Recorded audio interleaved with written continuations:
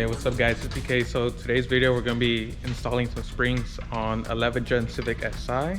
Lewis, just so he can give us any pointers or tips compared to the 10th-gen, but for the most part I think it's identical.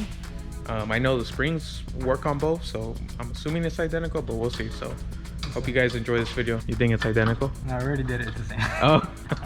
Oh. I already did like the other card. It's just so he lets me do the introduction, making it seem like it's the first time. He's already done it a few times, so if you guys plan to do springs, I guess you'll learn a few pointers in the back. I mean, obviously you're going to be doing it on the drone. Yeah. So first of all, we got the luxury of having a lift.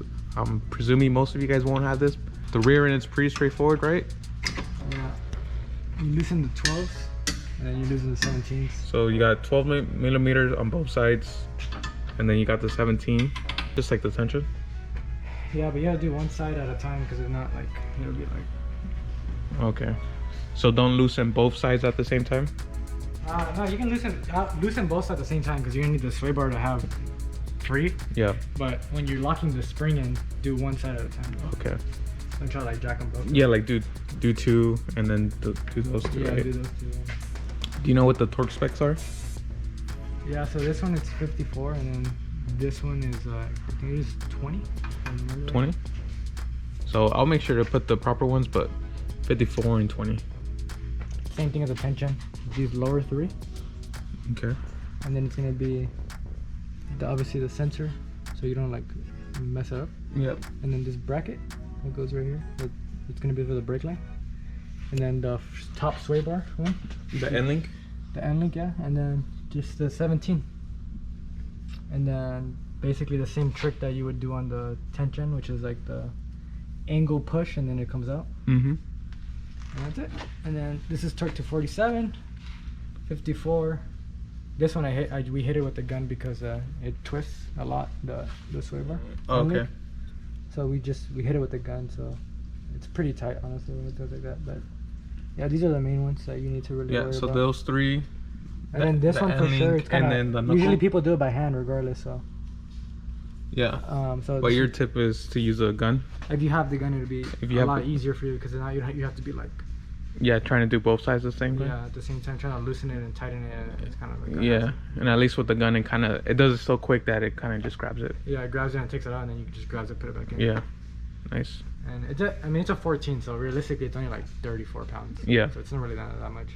So again, you said 47 for the bottom? This one we're going to be the same, like 54, 57, so it's like 2-3 pounds different. Okay, and then the end link you said like 30. It's like 32, but I mean, for the most part when you're doing it by hand, you're going to lock it like really hard. Yeah.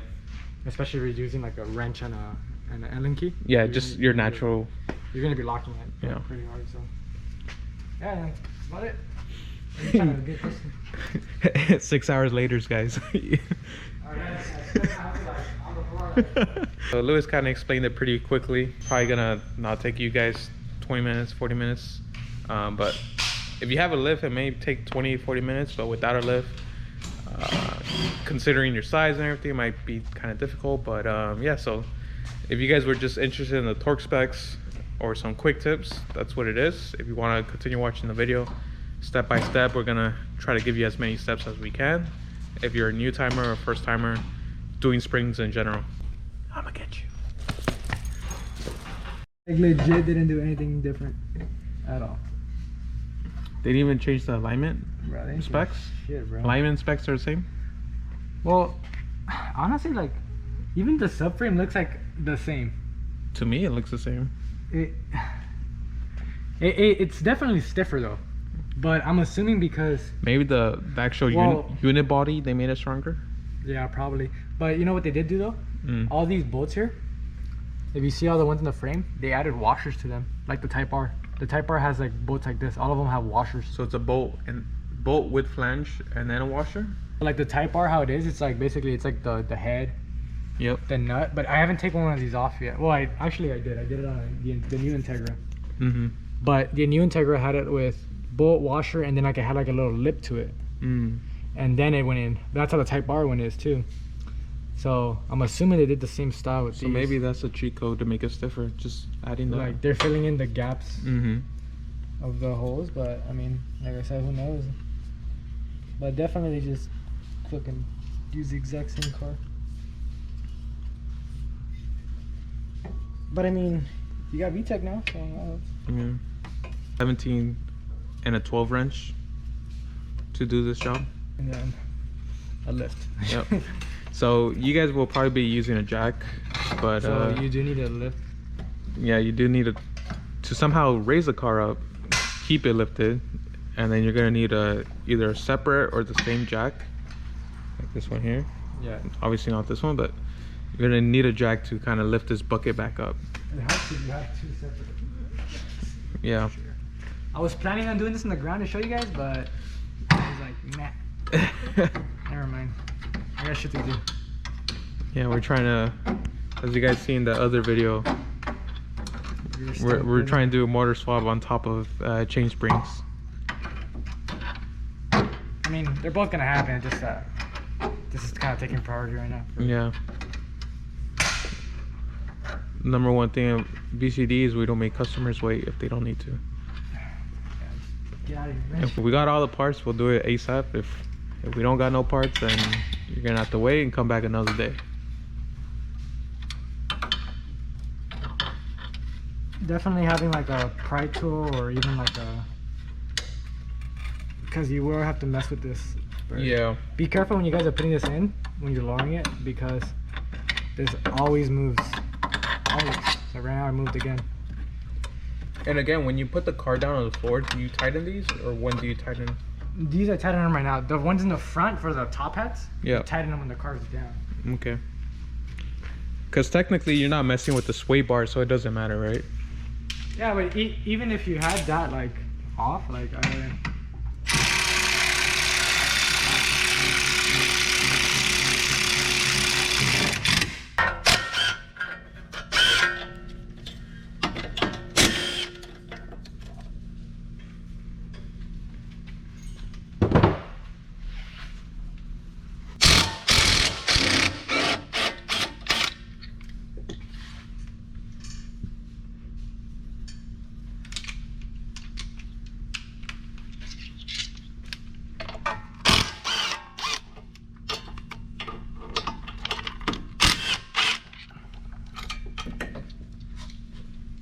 and with the 11thgen, there's no strut sensor, so good basically. You don't have to go and mess with it. So it doesn't have a performance. It doesn't have ABS or like what is it, like active dampening struts? That's fine. So it just has one. One mode. I mean, supposedly. Which is weird because it has multiple modes. Hmm. At least you won't get no signal light. Yeah. That's why I think it's worth it just to do coilovers on this car. Yeah. Because like you don't really have to mess with anything. There's no electrical wiring. Yeah, you see like how all of them are tapered now? Hmm. Before they were just straight. Yeah, they were I mean, they had some, but it was still kind of straight. Yeah. Damn, no power tools. You know that shit from Step Brothers? No. You never seen that movie? Step Bros? Yeah. When they're building the bunk bed, and he's all like, damn, no power tools. Yeah, please be advised. Don't try this out. Terms and conditions, guys. Whatever you see on this video, I am not liable for. This is how I do it. Does not mean it could be the right way. It doesn't mean it's not the wrong way. It's just. It's a way. It's a way. This it works. this is the way. This is the way. Chill, Mando. I know. I can't wait for the next season. Alright, so right here, this is the center bolt. And yeah, and these are the 14s. That's it. Did the customer request for the Ford pin to be removed or no? No. For more camber? Yeah. Yeah, no. Yeah, that's it. Look at the engine bay, how much bigger it looks in there. Yeah, there's so much more space. You don't gotta, like, if you take this engine out, you don't have to fight with the firewall. No. The AC is like completely Away. Or not the AC, the fan shroud. Yeah. Looks like it has less clips too. It doesn't have that stupid radiator cover. Yeah. I don't even know why they have that. It's kind of like useful. Yeah. Honestly, if I had this car, I'd probably get a cover. Cover? Yeah. Seems like it needs it.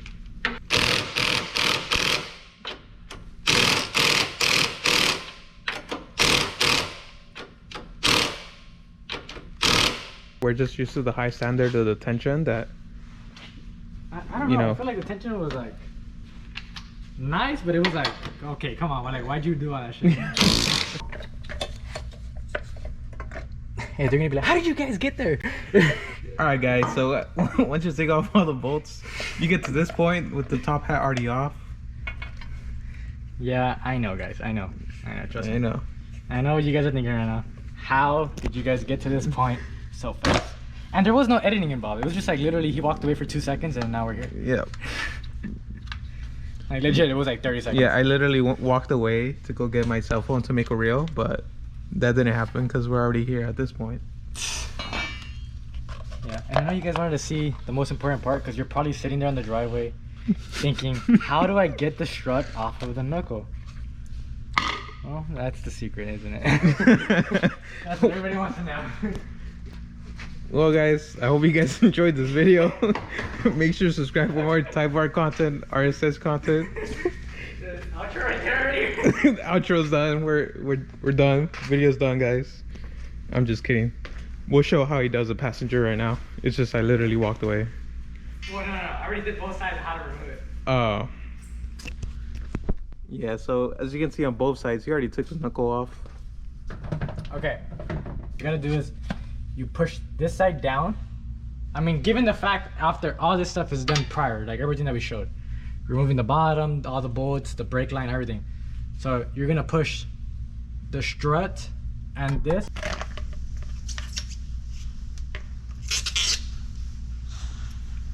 Those Chinese. Oh my god. Yep, and it's backwards. Correct myself. It's labeled wrong and it's backwards. Labeled wrong and upside down? Yeah. Because if you see, obviously, see? So that fits perfect. So it's passenger left. Okay? And driver's right. It literally, what does it say on that? It says FL, so left. Yeah, front left. Mm-hmm. And then this is L, so L goes on R. And then you still gotta flip them. Yeah, upside down. Yep. Because if you try this one, it doesn't fit. And then we gotta cut the bump stop. How much do you cut off it? I'm gonna cut like the same amount as like tension, just like the edge of it. For sure.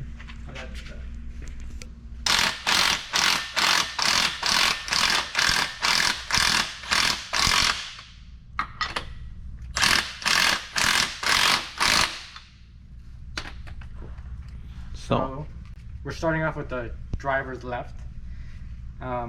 Just be aware that the springs, if you're using D2s, they are marked upside down. So you have to flip it upside down for it to fit properly. But besides that, everything else fits. Yep. Pretty much. And then it's ready for install now. Yep. Just put it back in and then let's figure out putting it actually in.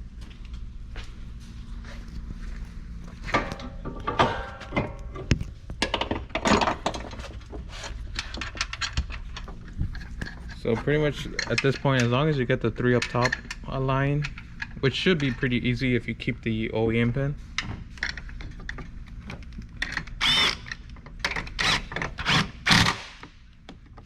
You do have to remove this. The weather guard gets in the way. Yep. Man, having that pin really helps. Yeah. I see why Honda did it. It wasn't because of that shit. It was just so they could make assembly easy. Yeah. You remember that when they do this, like they're putting the engine, the subframe, and the suspension on at the same time? Yeah. They just kind of... So once you're down here... Okay, so a lot of people have trouble putting it back in, right? So what you gotta do is... You gotta do the opposite, right? So you want it pushed down. So what happens right now, the axle is pulled. So the axle pulled out, so it's like kind of like open, in the open position. Mm-hmm. So what you gotta do is kind of spin it. And at the same time apply some pressure on it. So you see it, as it turns, it's moving more. Yep.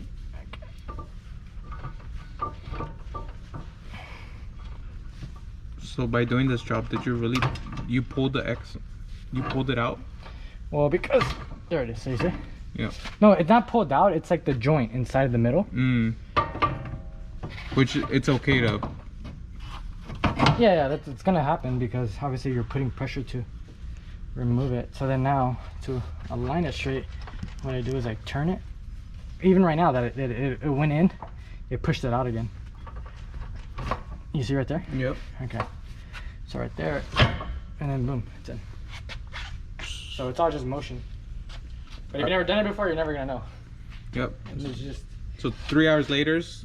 Yeah, it's so probably 3 hours by now if you're watching this. 35 minutes for us. Did this front one already. And then at this point, just putting all the bolts back in. Yeah, and torquing everything to spec, but I'm gonna do this side now. Obviously, like I remember when I bought my set of first springs from PK when he used to sell parts, and legit, it probably took me like 6 hours. Damn. The first time. On the SI? I had no idea what the hell was going on. Was this the first time you installed springs? That was the first time I did it. I did it on my own car. And then I started doing springs more often, and then that's when I found out how to do this. You know Jay? FE1 Jay? Yeah. That's how I met Jay. He hit me up because he couldn't do the springs. Funny story. He couldn't do the front springs, and he calls me in the middle of the night.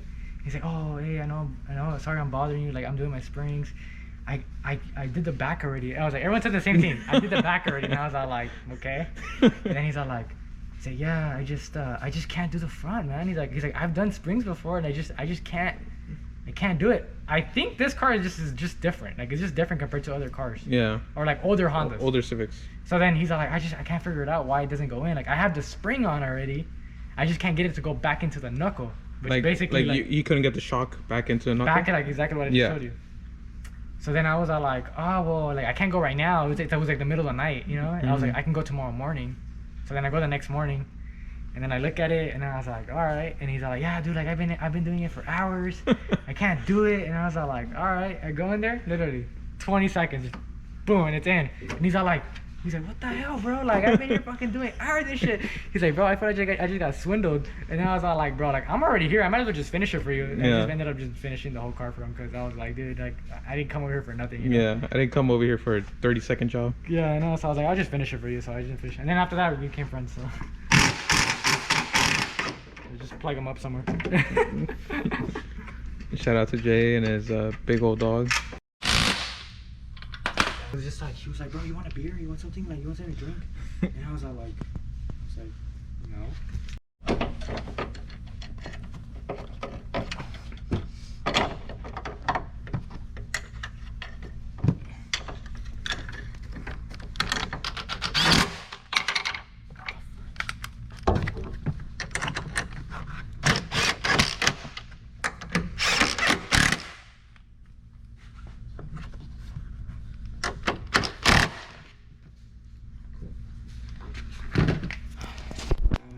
Again.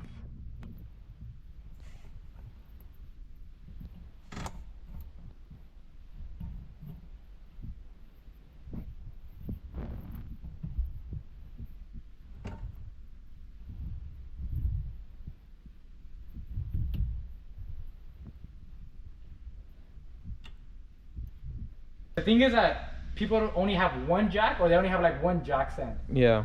That sucks, dude. Like, you have to... Yeah, because you need at least a minimum 4 jack stands to have all 4 at the same time. It's preferred. I mean, yeah, you could do 2 at a time, but like...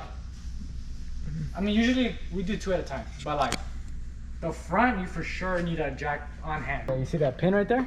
Yep. That pin is your guide pin for the strut. So if it doesn't go in, you didn't put it in right.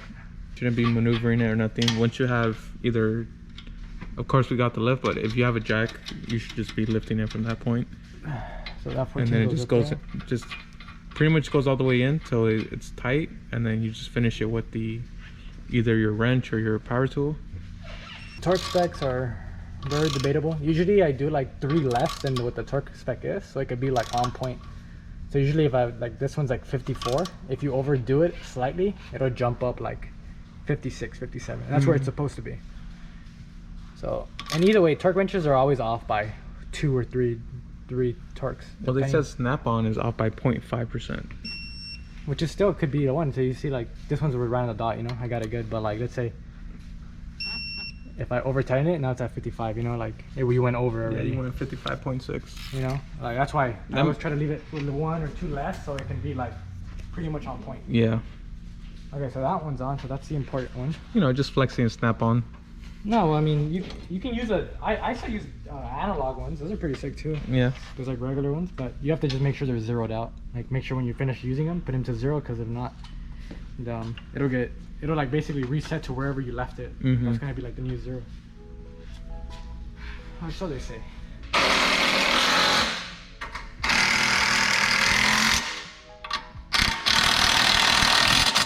gonna torque this.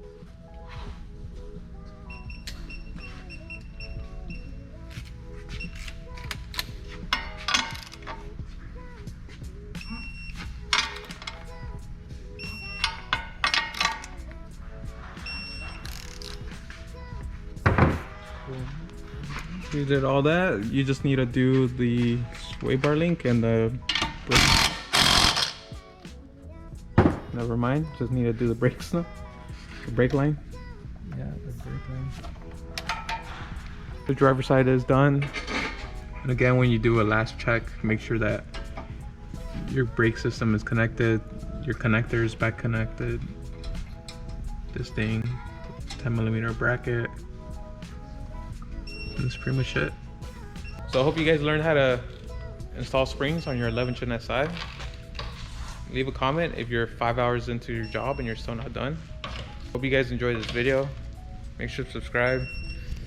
Check out Lewis VCD Racing. If you guys are interested in Lewis to do your build, hit him up on Instagram, VCD Racing. He'll make the job quicker so you don't have to spend 6 hours at your garage on the floor crying about life and trying to figure out how to do this to see the final results.